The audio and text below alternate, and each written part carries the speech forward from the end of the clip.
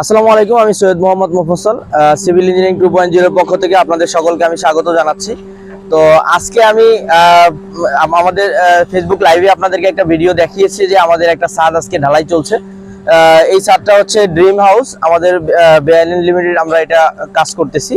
তো আপনাদেরকে আমার এই বিল্ডিং এর পর্যায়ক্রমে কয়েকটা স্টেপ দেখানোর কারণ হচ্ছে আমাদের এই যে পেজ এবং ইউটিউব চ্যানেল, এই দুইটা আমাদের ক্রিয়েট করার কারণই হচ্ছে আমরা যে কাজটা ফিল্ডে করি এই কাজটা আপনাদেরকে অনলাইনে ফিল্ডের কাজটা দেখানো। তো আমি সশরীরে সবসময় থাকি আমাদের এই কাজের সময়। তো কয়েকটা আমাদের কয়েকটা স্টেপ আপনাদেরকে দেখিয়েছি, যে কলাম কাস্টিং এর পরে শাটারিং এর পরে আমরা শীট প্লেসমেন্ট, এরপরে লেবেলিং এর পরে আমরা যখন সরাসরি ফিল্ডে যে লেভেলটা দেখি, ধরেন আমাদের এই ছাদের কয়েকটা প্যারামিটার, আরো কয়েকটা প্যারামিটার নিয়ে আমি কথা বলছি। যেমন আমাদের ক্লিয়ার কাভারের ইম্পর্টেন্স নিয়ে আমি কথা বলেছি, আপনারা হয়তো জানেন যারা আমাদেরকে নিয়মিত দেখেন। আর হচ্ছে লেভেল, আজকে আমি একটু কথা বলবো লেভেলটা নিয়ে। আপনি দেখতে পাচ্ছেন আমাদের ছাদটা খুব স্মুথলি লেভেল করা হয়েছে। একটু ছাদটা দেখেন, পুরোটা ঘুরিয়ে দেখেন, একদম খুব স্মুথলি লেভেল করা হয়েছে। এবং আমি একটা অংশের আমি একটু বাইরে ছিলাম, একটা অংশ আমি লেভেল চেক দেওয়ার জন্য একটা সুতা অলরেডি টানিয়েছি, আমি ওইটা আপনাদের সামনেই চেক দিব। আর এই পাশ দিয়ে পুরো ছাদটা একটু ঘুরিয়ে দেখেন, একদম স্মুথলি লেভেল করা হয়েছে। এবং এই লেভেলটা করার জন্য আমাদের ছাদের উপরে দুইজন লোক মানে ফুল টাইম ছিল। এর মধ্যে একজন হচ্ছে আমাদের সাইডের যে ইঞ্জিনিয়ার সাহেব আছেন, উনি ছিলেন, এবং আমাদের যে সাইট সুপারভাইজার আছে উনি ছিলেন। তো আবার আমিও মাঝে মধ্যে চেক দিয়েছি। আমাদের এই লেভেলটা যখন আমরা চেক দেওয়ার খুব মানে স্ট্রিক্টলি চেক দিই, কি কারণে? এটা হচ্ছে আমি প্রথমত আমাদের ছাদ যদি আমি আমাদের লেভেল মতো আমরা যদি ঠিক মতো না করি, লেভেল যেটা থাকে ওই লেভেলে যদি আমরা ঢালাই না দিই, এক নম্বর আমাদের হচ্ছে লস আছে, যারা কনস্ট্রাকশন করবে তাদেরও লস আছে। আরেক নম্বর হচ্ছে ছাদ উঁচা নিচে হয়ে যাওয়াতে তখন ছাদের পরে যখন ফ্লোর ফিনিশের কাজটা করব, তখন দেখা যাচ্ছে যে এই ফ্লোর লেভেলটা কোনো জায়গায় অতিরিক্ত পরিমাণ বালু যাবে, আবার কোনো জায়গায় মানে কম বালু খাবে।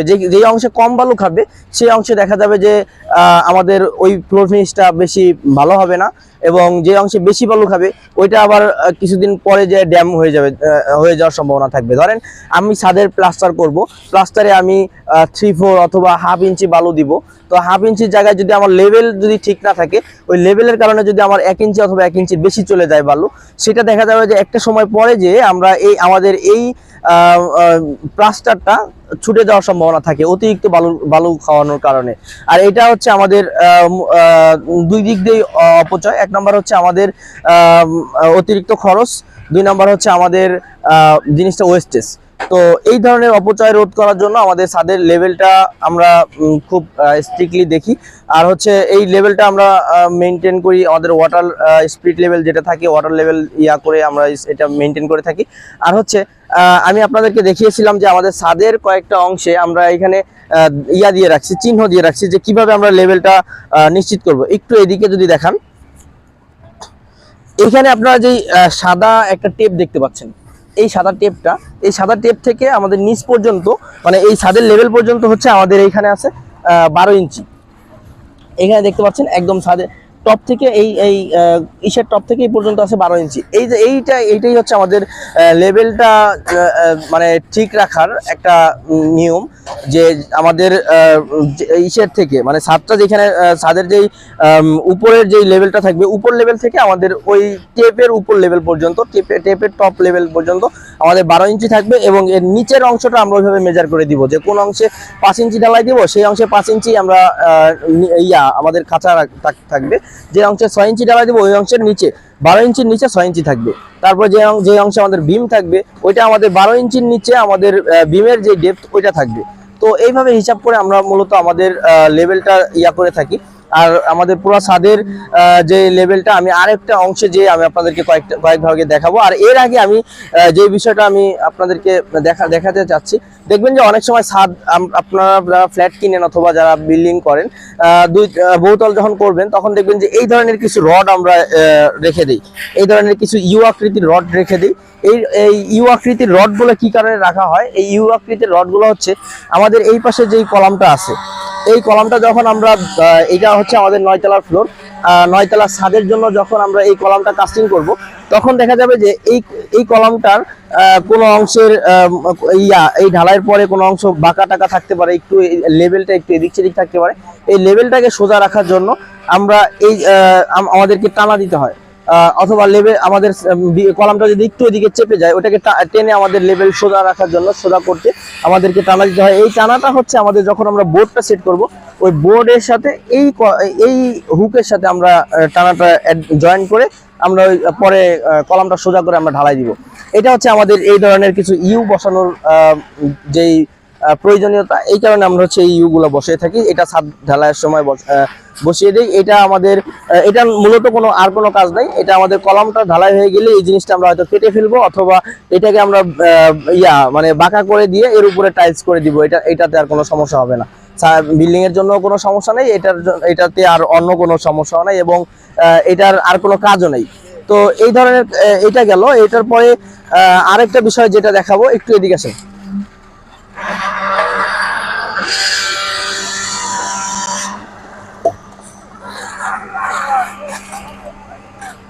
তো এইখানে যেটা আরেকটা বিষয় যেটা বলতেছিলাম, যে আমাদের যেই ছাদ ঢালাইয়ের সময় আমরা যে সিঁড়ির কাস্টিংটা করি, সিঁড়িটা আমাদের 2 লেয়ারের কাস্টিং হয়। এক লেয়ারটা আমরা ফার্স্ট লেয়ার কলামের হাফ ল্যান্ডিং এর সাথে আমরা ফার্স্ট লেয়ারে ঢালাইটা করে থাকি, এবং দ্বিতীয় যেই অংশটা এটা হচ্ছে আমরা আমাদের মূল ছাদের সাথে ঢালাই দিয়ে থাকি। এটা আপনারা দেখতে পাচ্ছেন যে এখানে দেখান,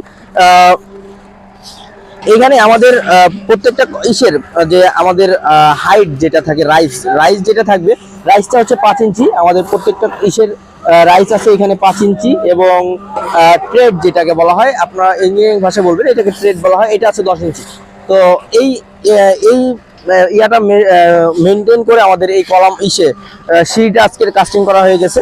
এটা আমাদের আজকের ছাদের জন্য যে সিঁড়ির সম্পূর্ণ কাজ হয়ে গেছে, এবং বাকি দেখতে পাচ্ছেন যে এই রডগুলো রেখে দেওয়া হয়েছে নেক্সট ছাদের আমাদের যাওয়ার জন্য, যে সিঁড়ি হবে সেই সিঁড়ির জন্য আমাদের এই ইয়াটা রেখে দেওয়া হয়েছে, মানে এই রডগুলো রেখে দেওয়া হয়েছে। এবং এইটার জয়েন্টটা হচ্ছে এইখান থেকে প্রায় 4 ফিট পরিমাণ আমরা এখানে জয়েন্ট দিয়েছি। 4 ফিট পরিমাণ আমরা লেপিং দিয়ে আমরা এই রডটাকে আমরা এইভাবে প্লেসমেন্ট করেছি। তো এটা আমাদের নেক্সট পর্যায়ে আমি আপনাদেরকে দেখাবো। আর হচ্ছে এখন আমাদের এই অংশের ছাদের ঢালাইটা, একটা ইউনিটের ছাদের ঢালাই বাকি আছে, ওইটা কাজ চলতেছে, এবং ওইটার ফিনিশিং এর কাজও চলতেছে, আপনারা দেখছেন।